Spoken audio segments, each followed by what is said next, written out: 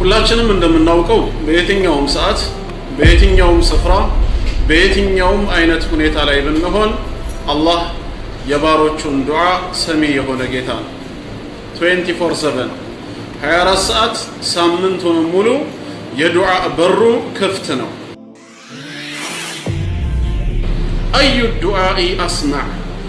የትኛው ዱዓ ነው ይበልጥ ተሰሚነት ያለው? ይበልጥ ተሰሚነት ያለው ዱዓ የትኛው ነው ተብለው ሲጠየቁ ቃል እሳቸው አሉ ምን አሉ? ጀውፉ ለይሉ ልአኺራ፣ የመጨረሻው ሌሊት ክፍልና ወዱቡር ሰላዋት ልመክቱባ፣ ግዴታ ከተደረጉ ሰላቶች ኋላ ላይ አሉ። ሁሌም ፈርድ ሰላት ሰግደን መጨረሻ ላይ ዱዓ ማድረግ አላህ ዘንድ ይበልጥ ተሰሚነት አለው። ከአቢ ሁረይራ ረዲየላሁ ዐንሁ በድጋሚ በተላለፈው ሐዲስ ረሱል ሰለላሁ ዐለይሂ ወሰለም ምን ይላሉ? ينزل ربنا تبارك وتعالى في كل ليلة إلى سماء الدنيا، ጌታችን አምላካችን አላህ ወደ ምድራዊ ሰማይ ይወርዳል በሌሊቱ የመጨረሻው ክፍል ላይ حين يبقى ثلث الليل الآخر፣ የሌሊቱ 1/3 ሲቀር 2/3 አልፎ የሌሊቱ 1/3 ሲቀር ይወርዳል። فيقول ከዛም ይላል ራሱ ጌታችን من يدعوني فأستجيب له፣ ማን ነው የሚጠራኝ ለጥሪው ምላሽ የምሰጠው እሺ የምለው? من يسألني፣ ማን ነው የሚጠይቀኝ? فأعطيه፣ የጠየቀውን ነገር የምሰጠው። من يستغفرني፣ ኃጢአተኛ ነኝና ያ ረቢ ማረኝ የሚለኝ فأغفر له፣ የምምረው ይላል። እችን ሌሊት መጠቀም አለብን ማለት ነው። إذا كنت في الدنيا عن الخير عاجزا فما أنت في يوم القيامة صانع. أعوذ بالله السميع العليم من الشيطان الرجيم. بسم الله الرحمن الرحيم. الحمد لله رب العالمين، الصلاة والسلام على رسول الله صلى الله عليه وسلم. السلام عليكم ورحمة الله وبركاته. ودنا يتكبراችሁ ሙስሊም ወንድሞቼና እህቶቼ እንደምን አደራችሁ? እንደምን ዋላችሁ? እንደምን አመሻችሁ? አልহামዱሊላህ ረቢል ዓለሚን በጣም ደህና ነኝ። የዓለማቱ ጌታ አላህ የተመሰገነ ይሁን። ወዐለይኩም ሰላሙ ወራህመቱላሂ ወበረካቱሁ። ዱዓ ተቀባይነት ያላቸው ወቅቶችን እንመለከታለን ማለት ነው እና ዱዓው ከተመቻችሁ ያው ከፈለጋችሁ ዩቲዩብ ላይ ዳውንሎድ ማድረግ ትችላላችሁ። ናይጄሪያዊ ነው፣ የከኑ ግዛት ነዋሪ ነው። ሼኽ ሱለይማን አብዱላህ ሱለይማን ይባላል። የዛሬው ርዕሳችን የሚያውጠነጥነው ዱዓችን ይበልጥ ተሰሚነት እንዲኖረው ተወዳጅ የሆኑና ዱዓችን የማይመለሱባቸው ወቅቶችን በተመለከተ ይሆናል ማለት ነው። ሁላችንም እንደምናውቀው በየትኛውም ሰዓት በየትኛውም ስፍራ በየትኛውም አይነት ሁኔታ ላይ ብንሆን አላህ የባሮቹን ዱዓ ሰሚ የሆነ ጌታ ነው። 24/7 24 ሰዓት ሳምንቱን ሙሉ የዱዓ በሩ ክፍት ነው። ኃጢአተኞች ኢስቲግፋር ማድረግ ከፈለጉ፣ መልካም ከጃዮች ጌታቸው እንዲያግዛቸው ለመልካም ሥራ ተውፊቅን ከፈለጉ፣ ዱንያ የጠበበባቸው እንዲሰፋላቸው፣ ጤናቸው የታወኩ ሰዎች አፊያን እንዲያገኙ፣ ፍርሃትና ስጋት ያደረባቸው ሰላምን ደህንነትን መጎናጸፍ ከፈለጉ አላህ ለባሮቹ ጥያቄ ሁሉ ምላሽን የሚሰጥ ጌታ ነው። አይደለንም እኛ በሰማይ ውስጥ ያሉ መላእክት እንኳን ሁሌም እንደለመኑት እንደጠየቁት ነው። እሱ ደግሞ ሁሌም በስራ ላይ ያለ ጌታ ነው። አረፈ የሚባል አምላክ አይደለም። ራሱም እንደተናገረው በሱረቱ الرحمن ምዕራፍ 55 ላይ በቁጥር 28 أعوذ بالله من الشيطان الرجيم يسأله من في السماوات والأرض በሰማይም ያሉት በምድርም ያሉት ይማጸኑታል ይለምኑታል እርሱን ብቻ ይጠይቃሉ። ኩለ የውሚን ሁወ ፊ ሸዕን፣ እርሱ ግን ሁልጊዜም በስራ ላይ ያለ ጌታ ነው ይላል። አላህ ሁሌም በስራ ላይ ነው። ሕያው የሚያደርገው እሱ ነው፣ የሚገድለው እሱ ነው። ሲሳይን የሚያሰፋው የሚያጠበው እሱ ነው። ከፍ ዝቅ የሚያደርገው ንጉስ የሚሾም የሚሽር እሱ ነው። ዓለማችንን በጠቅላላ የሚመራው ጌታ አላህ ነው። ስለዚህም ዱዓ የተወሰነ ሰዓት የለው። 24ቱም ሰዓት እጃቸውን ወደ አላህ አንስተው ያ ረብ ለሚሉ ሰዎች ክፍት ነው። ይሄ ምንም ጥርጥር የለንም ዛሬ የምናየው ግን ምንድነው ከነዚህ ሰዓታት ከነዚህ ቀናቶች ውስጥ ግን ስፔሻል ተደርገው የተመረጡ ሁኔታዎችና ሰዓታት አሉ በተለይ በእነዚህ ሰዓት የሚደረግ ዱዓ ተመላሽነት የለውም በማለት አላህ ባሮቹን ያነሳሳቸዋል ፕሮቮክ ያደረገን ነው አጋጣሚውን እንድንጠቀምባት ነው ጀስት እንደ ኤግዚቢሽን ማለት ነው ሰዓቷን ተሐሪ ያደርገን ጓጉተንና ፈልገን በዛች ሰዓት ላይ ይበልጥ ተጠቃሚ እንድንሆን እንጂ አላህ የባሮቹን ጸሎት አይሰማም ወይም አይቀበልም የሚባል አንድም ሰዓት የለም በየትኛውም ሰዓት በየትኛውም ሁኔታ በየትኛውም ስፍራ ብንሆን ክፍት ነው በሩ ነገር ግን ክብር የተሰጣቸው ለየት የተደረጉ ሁኔታዎችና ሰዓታት አሉ ነው እነዚህን ሰዓታት ነው አላህ ከፈቀደ ምናየው እጅግ በጣም ብዙ ናቸው ከዛ ውስጥ ግን ትምህርት እንዲሆነን 10 12 የሚሆኑትን እንደምንም ሰብር አድርገን እናያቸዋለን ማለት ነው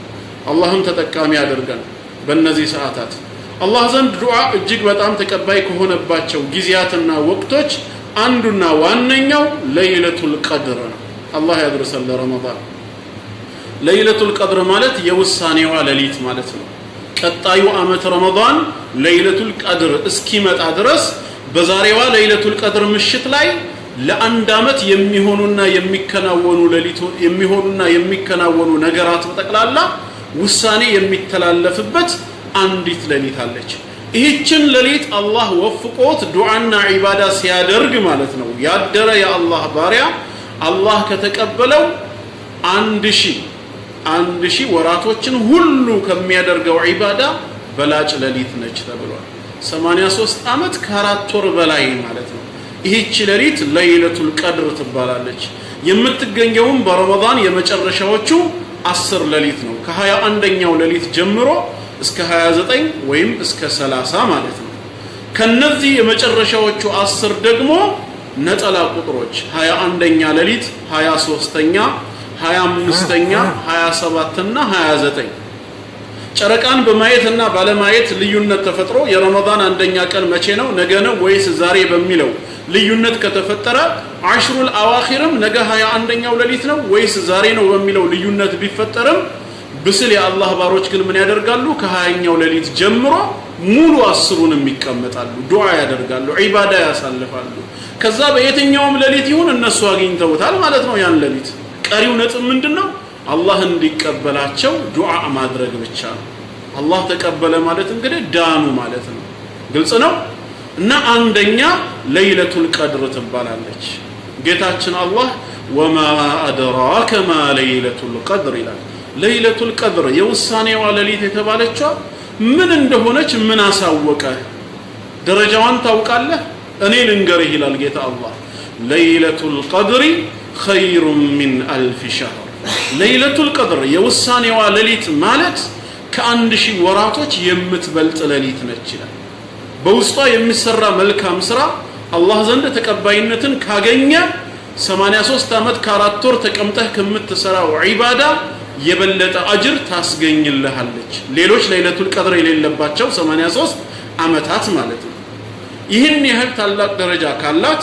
አላህ በከፈተልን ኤግዚቢሽን አላህ በከፈተልን ሰፊ ረህመቱ በአንድ ሌሊት ዒባዳ የ83 አመት ዒባዳን አጅር ማግኘት ከተቻለ አላህ እንዲያደርሰን ለረመዳን ዱዓ ማድረግና ጊዜው ሲደርስ ሌሊቱን ሙሉ መጠቀም ነው ያልፋል አይደለም 10 ቀን ይሄው ረመዳን አለፈ አይደል ይሄው ረመዳን ሊገባ ወር ከ15 ቀን ቀረው አይደል ረመዳን ከወጣ ስንት ጊዜ ሆነ ማለት ነው አሁን 9 ወር ከ15 ቀን አለፈው ማለት ነው የቀረው ወር ከ15 ነው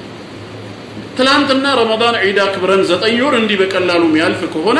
ረመዳን ደርሶ ደግሞ 10 ሌሊት ለማለፍ አሁንም ቅርብ ነች ግን አላህ እድሜ ከሰጠን አላህ ያደርሰን ለዚህ ነበር ረሱል ሰለላሁ ዐለይሂ ወሰለም اللهم بارك لنا في رجب وشعبان وبلغنا رمضان ይሉ ነበር የጊዜያት ጌታ የሆንኩ አላህ ሆይ በሻዕባንና በረጀብ ያደረግነውን ዒባዳችንን ተቀበለን እንዲሁም ባርክልን ረመዳንን ደግሞ አድርሰን ይላሉ ፈቃድ የአላህ ብቻ ነው ነገ ነው እኮ ረመዳን እኛም አለን አንልም ኢንሻአላህ እንኖራለን ነው በአላህ ፈቃድ አንደኛዋ እቺ ነሽ ማለት ነው ሁለተኛው እና እዚህ ቦታ ላይ ወደ ሁለተኛው ሳልገባ እናታችን አይሻ ረዲየላሁ ዐንሃ ረሱል ሰለላሁ ዐለይሂ ወሰለምን ጠየቀች ይህችን ሌሊት ሳገኝ ምን ብዬ ዱዓ ላድርግ ብላ ትምርቱ ለኛም ጭምር ነው ለሷ ብቻ ሳይሆን ምን አለች እናታችን አይሻ ረዲየላሁ ዐንሃ قلت يا رسول الله عليه الصلاه والسلام انت يا الله ملكتኛ ሆይ ارايت እስኪ ንገሩኝ ان علمت اي ليله ليله القدر ليله القدر የትኛው ሌሊት እንደሆነች ካወቅኩኝ ما اقول فيها ምን ልበል በዚች ሌሊት ምን ብዬ ዱዓ ላድርግ ማንኛውም ዱዓ መቅቡል ነው ግን ስፔሻል ነገር ነው የፈለገችው ከመልክተኛው የተሻለ አዋቂ የለምና ረሱል ሰለላሁ ዐለይሂ ወሰለም ምን አሉ قال قولي እንዲህ በይ اللهم انك عفو تحب العفو فاعف عني اللهم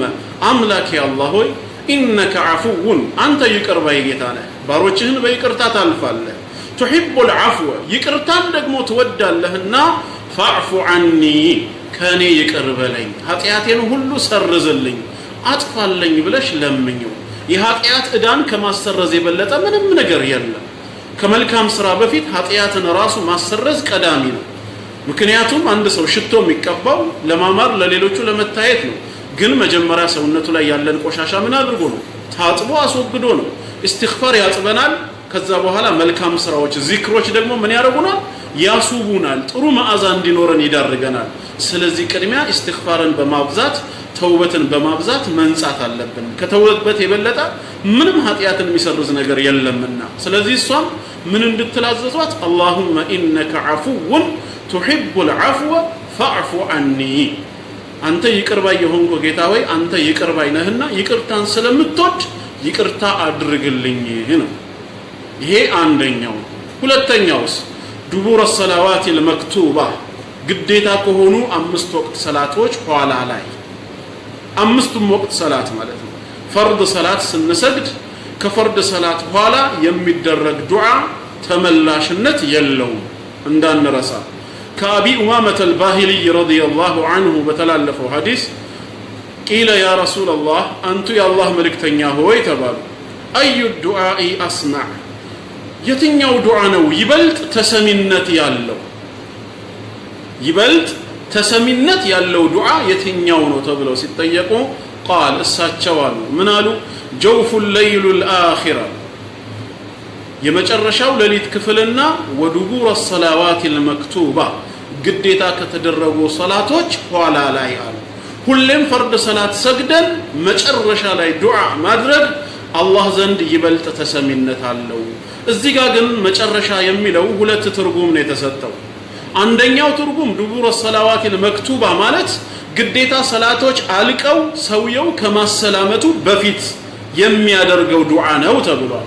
ለምሳሌ ዱቡር الحيوان የእንስሳት ጭራ ሲባል ከኋላ በኩል ነው ማለት ከነሱ ተገንጥሎ ለብቻው የወጣ ማለት ሳይሆን የመጨረሻው የሰውነት ክፍላቸው ኋላ ላይ ግን ከነሱ ጋር የተያያዘ ነው ልክ እንደዛው እዚህ ቦታ ዱቡር الصلوات ሲባል ሰላቱን ሰግደን ስናጠናቀቅ ነገር ግን ከማሰላመታችን በፊት ማለት ነው ምክንያቱም ካሰላመትን በኋላ በሐዲስ የመጣው ዚክሮች ናቸው ረሱል ሰለላሁ ዐለይሂ ወሰለም ሰላትን አሰላምተው ከጨረሱ በኋላ ዱዓ አድርገው ነበር የሚል ማስረጃ የለም ይላሉ ዑለማዎች እናም በዚህ ሐዲስ መሰረት ሰላታችን ላይ ተሸሁድ ቁጭ ብለን አተህያቱን ቀርተን ሶላት አለ ነብይ አውርደን ከአራቱ ነገሮች ከጌታ አላህ ጥበቃ ፈልገን اللهم إني أعوذ بك من عذاب جهنم ومن عذاب القبر ومن فتنة المحيا والممات ومن شر فتنة المسيح الدجال كالن بوهلا يمنشاون دعاء بزي ساعت بنادرግ መቅቡል ነው ብለዋል ሌሎቹ ደግሞ ካሰላመተ በኋላ የሚሉ አሉ በላጩ ግን የመጀመሪያው ነው ይላሉ ሰላቱን አጠናቆ ግን ከማሰላመቱ በፊት والله اعلم እንጠቀምበት ማለት ነው ይሄ ሁለተኛው ሌላው እዚሁ ሐዲስ ላይ የምናገኘው جوف الليل الاخر የሌሊቱ የመጨረሻ ክፍል ላይ የሌሊቱ የመጨረሻ ክፍል ላይ የሚደረግ ዱዓ ተሰሚነት አለው ይሄም ረሱል ሰለላሁ ዐለይሂ ወሰለም አንድን ሰው በሰላቱ ላይ ሆኖ ዱዓ ሲያደርግ ሰሙት ምንድነው ይቅርታ ረሱል ሰለላሁ ዐለይሂ ወሰለም ዱዓ ሲያደርጉ ይሰማቸዋል አንዱ ማለት ነው عمرو بن عبسة رضي الله عنه قال سمع رسول الله صلى الله عليه وسلم يقول يا الله ملكتنيا እንደዚህ ሲሉ ሰማቸው اقرب ما يكون الرب من العبد ጌታ አላህ ለባሪያዎቹ ቅርብ የሚሆነው في جوف الليل الآخر የበለጠ ቅርብ የሚሆነው በሌሊቱ የመጨረሻው ክፍል ላይ ነው ሁሌም ለባሮቹ ቅርብ የሆነ ጌታ ነው ይበልጥ ቅርብነትን ደግሞ እንፈልግ ከሆነ በሌሊቱ የመጨረሻ ክፍል ተነስተን ጌታችንን እንማጸነው فإن استطعت أن تكون ممن يذكر الله تعالى في تلك الساعة فكن ታዲያ አንተ በዚህ ሌሊት ውስጥ አላህን ከሚዘክሩ አላህን ከሚለምኑ ባሪያዎች መሆንን ከቻልክ ሁን ይላሉ በሌሊቱ የመጨረሻው 1/3 ክፍል ላይ ተነስተህ ጌታህን አምላክህን አላህን ለምነው ነው አላህን ተማጸነው ታጁዲን አብደላህ አሁን የምናወራው ስለ ዚክሩል ጅማዒ አይደለም በግላችን ስለምናደርገው ዱዓ ነው የጋራ ዱዓ ሳይሆን ዚክሩል ጅማዒ አይደለም የግል ዱዓን በተመለከተ ነው እና በዚህ የሌሊቱ ክፍል ላይ ተነስተን ተጠቃሚ እንሁን حتى ፈጅር አዛን ከማለቱ በፊት የተወሰነ ደቂቃም ቢሆን ማለት ነው ከአቢ ሁረይራ ረዲየላሁ ዐንሁ በድጋሚ በተላለፈው ሐዲስ ረሱል ሰለላሁ ዐለይሂ ወሰለም ምን ይላሉ ينزل ربنا تبارك وتعالى في كل ليلة إلى سماء الدنيا ጌታችን አምላካችን አላህ ወደ ምድራዊ ሰማይ ይወርዳል በሌሊቱ የመጨረሻው ክፍል ላይ حين يبقى ثلث الليل الآخر የሌሊቱ 1/3 ሲቀር 2/3 አልፎ የሌሊቱ 1/3 ሲቀር ይወርዳል فيقول كذام ይላል ራሱ ጌታችን من يدعوني فاستجيب له ማን ነው የሚጠራኝ ለጥሪው ምላሽ የምሰጠው እሺ የምለው من يسألني ማን ነው የሚጠይቀኝ فاعطيه የጠየቀውን ነገር የምሰጠው من يستغفرني ኃጢአተኛ ነኝና ያ ረቢ ማረኝ የሚለኝ فاغفر له የምምረው ይላል እቺን ሌሊት መጠቀም አለብን ማለት ነው ስለዚህም ሶስተኛ የሌሊቱ የመጨረሻው ክፍል ዱዓ ይበልጥ ተሰሚነት ያለው ወቅት ነው እህታችን ፊርደውስ በአማርኛ ዱዓ ማድረግ ይበቃል ወይ ብለሻል መጀመሪያውኑ በአረብኛ ዱዓ አድርጓል ተባለ ቀድሞው በራስሽ በግል ቋንቋሽ ነው አላህን ልትለመኘው የሚገባው ምናልባት አረብኛው የምትየው እዛው ሰላት ውስጥ እያለሽ በሐዲስ የመጡ ዱዓዎችን በአረብኛ እንደወረደ መታወቂያቸው ከሆነ እዛው ሰላት ውስጥ ሆነሽ በመጣው መሰረት አላህን ለምኚ ካልቻልሽስ አረብኛ ሱጁድ ላይ ሆነሽ ለምሳሌ ዱዓ ማድረግ ትፈልጊያለሽ አረብኛውን አልቻልሽውም በገዛ ቋንቋሽ ዱዓ ማድረግ ትችያለሽ እስክትማሪ ድረስ በሐዲስ ላይ የመጡ የአረብኛ ዱዓዎችን እስክታውቂው ድረስ በግል ቋንቋሽ አላህን መለመን ትችያለሽ የልብሽን የሚያውቅ የተናገርሽውን የሚሰማ ጌታ ነው እንኳን ቋንቋ ድምጾች በተቀላላ የሚጋርዱት አይደለም ቀድሞ ነገር ቋንቋን የፈጠረው ማን ሆነና ነው አላህ አይደለም እንዴ ነገር ግን አላዋቂዎች ማለት ነው አላዋቂዎች በአላህ ላይ ጥርጣሬ ለመፍጠር ሙስሊም ያልሆኑ ሰዎች የእናንተ ጌታ ከአረብኛ ውጪ አይሰማም ወይ ለምንድነው ሁሌም በአረብኛ አምልኳችሁን የምትፈጽሙት ይሉናል ይሄ የማህይማኖች አስተሳሰብ ነው እናንተ ሁሌም በአማርኛ የምትጸልዩት ከአማርኛ ሌላ ስለማይሰማ ነው ማለት ነው እንደዛ ከሆነ የኛ ጌታ ተሽሏል ማለት ነው የእናንተ ጌታ የኛ ጌታ የሚል ክፍፍል ባይኖርም ይሄ የሞኞች ቋንቋ ቢሆንም እንዳባባሉ ከሄደ አረብኛን ተናጋሪዎች በብዙ ሚሊዮን የሚቆጠሩ ናቸው ከአማርኛ ተናጋሪዎች በላይ ናቸው እና ምን አይነት አስተሳሰብ ነው የምታወሩት አላህ ቋንቋዎችን ሁሉ የፈጠረ ጌታ ነው እንኳን አይደለም ተናግረን ሳንናገር የልባችንን ያውቃል ታዲያ ዲዳዎች አላህን በምንድነው የሚለምኑት አንደበታቸው የታሰረው በልባቸው አይደል አላህን የሚለምኑት አላህ ሁሉን አዋቂ ጌታ ነው ተግባባን ለዚህ ነው ومن آياته خلق السماوات والأرض واختلاف ألسنتكم وألوانكم ያለው ومن آياته ያለው ከተአምራቶቼ መካከል ከምልክቶቼ ጌትነቴን ከሚያሳዩት ውስጥ አንዱ خلق السماوات والأرض ሰማያትና ምድርን መፍጠሬ ነው አለ واختلاف ألسنتكم وألوانكم ደግሞም የቋንቋዎቻችሁና የመልኮቻችሁ መለያየት ነው መጀመሪያውንም ቋንቋን ራሱ ለያይቶ የፈጠረው ጌታ አላህ ነው ፖለቲከኞች አይደሉም በቋንቋና በብሔር የከፋፈሉን ጌታችን አምላካችን አላህ ነው አንቺን ኦሮሞ እሷን አማራ ያችኛዋን ትግሬ እቺኛዋን ጉራጌ እያለ ሁሉንም በብሔር የፈጠረው ጥበበኛ ጌታ ነው ከዛስ በተለያየ ቋንቋ በተለያየ ሀጃ በተለያየ ሰዓት በተለያየ ስፍራ ሆነን ስንለምነው ሁሉንም የሚሰማ ምላሽ የሚሰጥ ጌታ ነው አላህ የአረቦች ብቻ ሳይሆን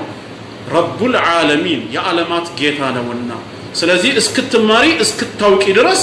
በግል ቋንቋሽ ጌታሽን መለመን ትችያለሽ አው ፋጡማ ቢንት ኢስላም በሐዲስ የመጡትን አረብኛውን እስክታውቂ እስክትማሪ ትችያለሽ ተማሪ በርቺ እነሱን ተተሽ ማለት አይደለም እስክታውቂ ድረስ ነው ይህንን ሸኽ ሳሊህ አልሙነጅድ الاسلام سؤال وجواب በሚለው መውቂዕ ዌብሳይታቸው ላይ ሌሎች ዑለማዎችን ጠቅሰው ዋቢ አድርገው እንደሚቻል ገልጸዋል ማለት ነው ነገር ግን መማር አለብን ነው እግረ መንገድ ማወቅም ጭምር አለብን እሺ ሶስተኛው በምን ሁኔታ ላይ ብለናል በሌሊቱ የመጨረሻው 1/3 ሲቀር በሌሊቱ ክፍል ላይ ብለናል አላህን ልንማጸን ይገባል አራተኛ አላህ ዘንድ ዱዓ ተሰሚነት ካላቸው በላጭ ከሆኑ ወቅቶች መካከል ሌላው አራተኛው በይነ الآذان والإقامة በአዛንና በኢቃም መሃል ሱጁድ ላይ የሚለው ገና አልመጣንም እኮ ጥያቄ ስለተነሳ ነው ሳራ ሱጁድ ላይ ስንደርስ ነግራችኋለሁ አታቻኩሉኝ በሌሊቱ ክፍል የሚለው እንዳነሳ ነው ረጋ ብላችሁ አዳምጡ ከጥያቄያችሁ በፊት የኔን ሐሳብ ያዙ ሌላው አራተኛው በአዛንና በኢቃም መካከል በአዛንና በኢቃም መሃል የሚደረግ ዱዓ ተመላሽነት የለውም አነስ ኢብኑ ማሊክ رضي الله عنه من الال قال رسول الله صلى الله عليه وسلم الدعاء رسول صلى الله عليه وسلم من قال دعاء ويم لمنا لا يرد بين الآذان والإقامة بأذاننا بإقام محل فتصمو أيملسمنا فادعوا الله نمتشوت النجر لمنوتال ترمذي እና በአዛንና በኢቃም መሃል የሚደረግ ዱዓ ተመላሽነት የለው እና ሁሌም አዛን ከተባለ በኋላ ኢቃም እስኪል ባለው ጊዜ መስጂድ ገብታችሁ በጀማዓም ቅብልያ የምትሰግዱ ወይም በቤትም የምትሰግዱ ካላችሁ ኦሬዲ ሰዓቲቷን እንጠቀምበት አላህ ይወፍቀን በአዛንና በኢቃም መሃል የሚደረግ ዱዓ ማለት ነው አምስተኛ ሌላው ዱዓ ተቀባይነቱ ይበልጥ ተቀባይነት ካለው ወቅት መካከል عند النداء للصلوات المكتوبة ለግዴታ ሰላቶች ጥሪ በሚደረግበት ሰዓት አዛን በሚወጣ ጊዜ ከሙአዚኑ ጋር አዛን የሚለውን ነገር አብረን እንላለን እኛም ምላሽ እንሰጣለን እንዳለቀ اللهم رب هذه الدعوة التامة በማለት በረሱል አለይሂ ሰላቱ ወሰለም ላይ ሰላዋት እናወርዳለን ከዛም በኋላ ዱዓ ማድረግ ልክ የአዛን ጥሪ በሚሰማ ጊዜ ማለት ነው የአዛን ጥሪ በሚሰማን ጊዜ መመለስ ሌላው ስድስተኛ አላህ ዘንድ ዱዓ ተቀባይነት ካላቸው ወቅቶች መካከል ሰዓቱን من كل ليلة በየሌሊቱ አንዲት ሰዓት አለች ያቺን ሰዓት አላህ የወፈቀው ሰው ዱዓው ተቀባይነት አለው አብሽራው እንደሚቆራረጥ ይገባኛል እዚህ የሆነ ችግር ተፈጥሮ ነው ሰብር ያደረጋችሁ عن جابر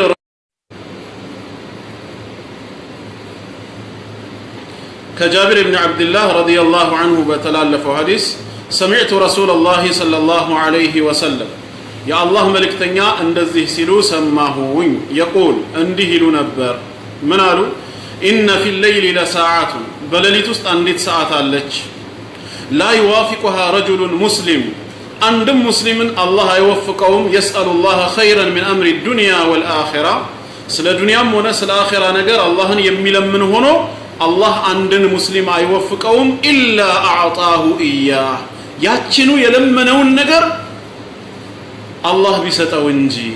وذلك كل ليلة ይሄ ደግሞ በሳምንት ወይ በወር አንድ ሌሊት ሳይሆን ሁሌም ሌሊት ነው ኢማሙ ሙስሊም በሰሂሃቸው የዘገቡት ነው በሌሊት አንዲት ሰዓት እና በዚች ሌሊት ውስጥ አንዲት ሰዓት አለች አላህ አንድንም ባሪያውን አይወፍቀውም የዱንያንና የአኺራን ነገር የሚለምን ሆኖ አላህ የፈለገውን ነገር ቢወፍቀው እንጂ ስለዚህ ሁሌም በሌሊት የሆነች ሰዓት ተብሏል አላህ እንዲወፍቀን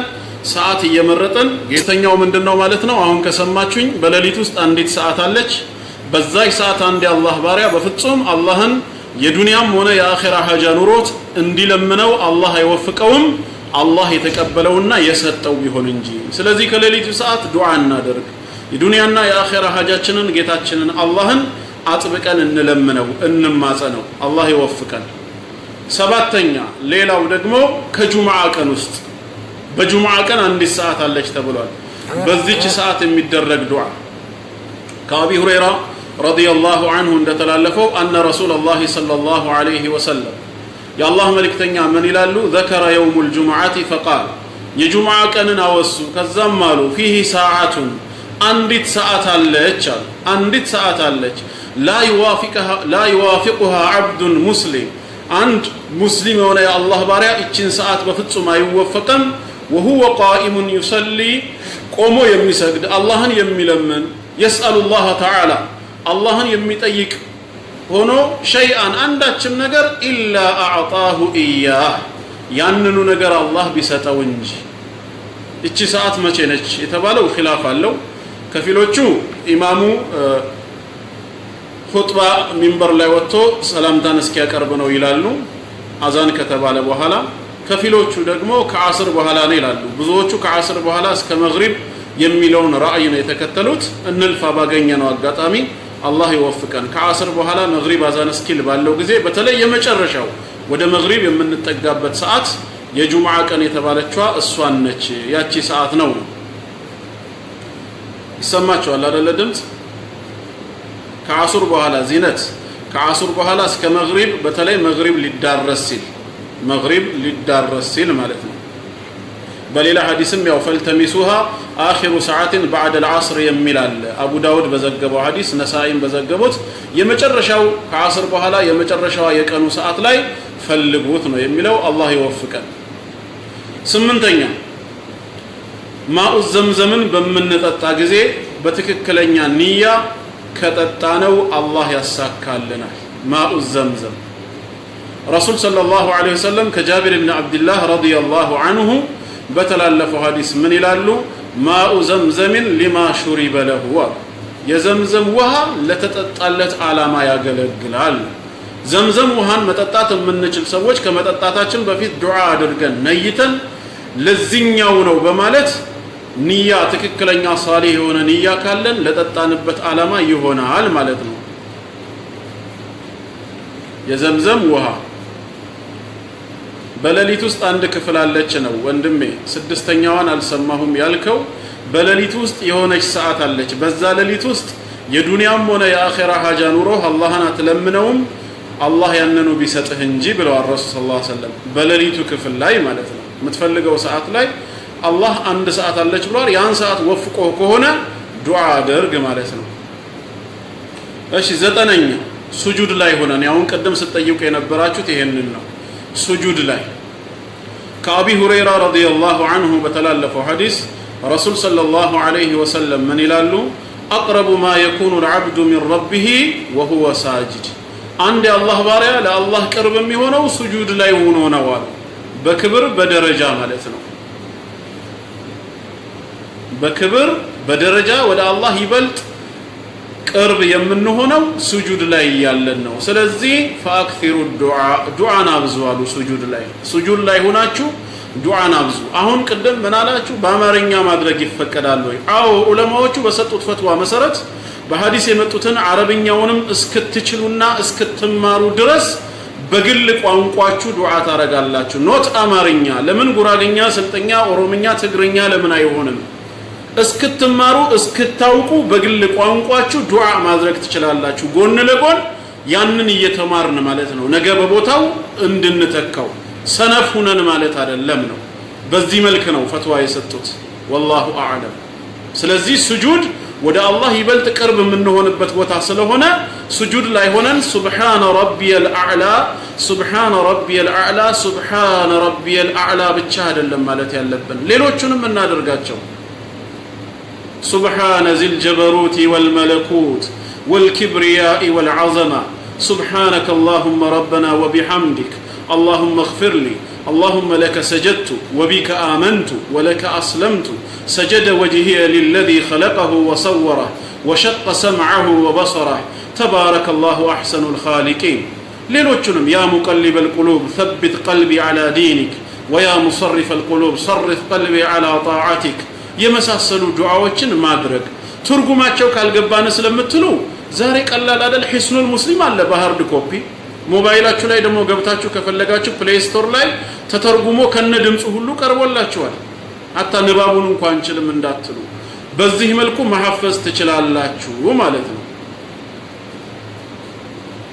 ግልጽ ነው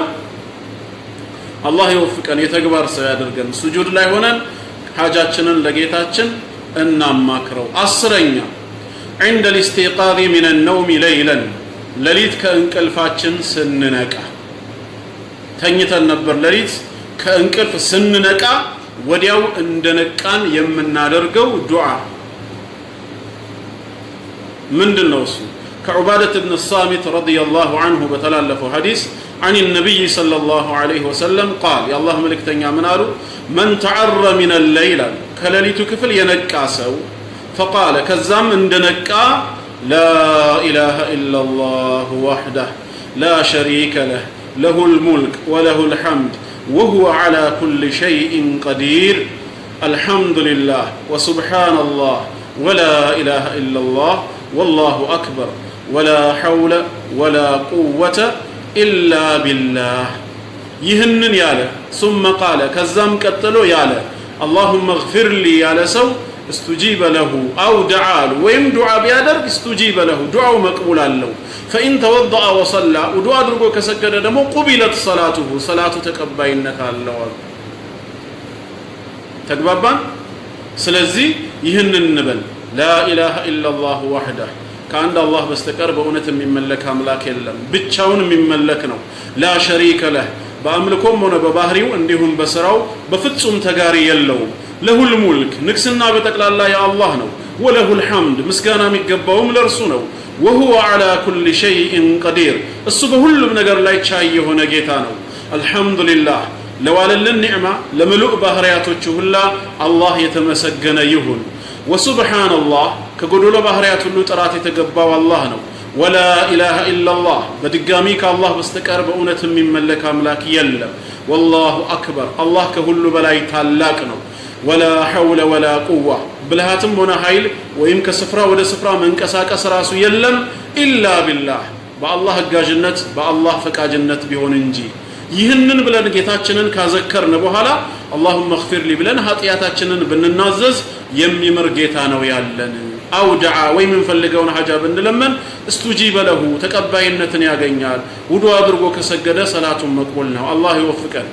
እቴ አልহামዱሊላህ الذي احياني بعدما اماتني واليه النشور አለ እዚህ ቦታ ላይ አሁን የተፈለገው ዱዓን ማስረጃ ለማድረግ ነው ከእንቅልፍ ሲነሳ ይሄን ያለ ሰው ከዛ ዱዓ ያደረገ አላህ ይቀበለዋል ለማለት ነው እንጂ ከእንቅልፍ ስትነቁ ይሄን ብቻ በሉ ማለት አይደለም እዚህ ቦታ ላይ ይሄ ሐዲስ የተጠቀሰው ዱዓ በማድረግ ሙስተጃብ ከሆነባቸው ሰዓቶች አንዱ ይሄ ነው የሚለውን ለማስተዋል ነው ለማስታወስ ነው እና ሁሉ ጊዜም በቃ በ10 ላቆመው ያው تلك عشرة كاملة ይላል 10 ምን ጊዜም የመሉእነት ምልክት ነው የሙሉእነት መገለጫ ነው እነዚህን 10ን ያስታወሰን በቻልነው መጠን ባገኘነው አጋጣሚ እንጠቀምባቸው አላህ ይወፍቀን ዛሬ እንደምታውቁት ዓለም الاسلامي ዱዓ ያስፈልገናል ለነፍስያችንም ለቤተሰብም ለኡማው ያለበት ችግር ላይ ነው ፈተናው እየበዛ ነው ከአካባቢ ከአንድ ስፍራ ሌላ ስፍራ ቢለያይም የፈተናው አይነት ሁሉም እንደ ደረጃው እየተፈተነ ነው ስለዚህም ለነፍስያችን ቅድሚያ ቀጥሎ ለቤተሰብ ከዛም ለኡማው ዱዓ ልናደርግ ይገባናል ዱዓ ትልቁ መሳሪያችን ነው ሌሎች ነገሮች እጃችን እስኪገቡ ከእጃችን ያልተነጠቀው በጠላት ያልተወሰደው ዱዓ ነውና ሁላችንም ዱዓ ላይ እንበርታ የዱዓ ሰው እንሁን ባገኘነው አጋጣሚም በእነዚህም ደግሞ በተነገረን ሰዓትም አላህን እንለምነው እንማጸነው ለዛሬ አብቅቻለሁ ክፍል 6 እስክንገናኝ ወሰላሙ አለይኩም ወራህመቱላሂ ወበረካቱሁ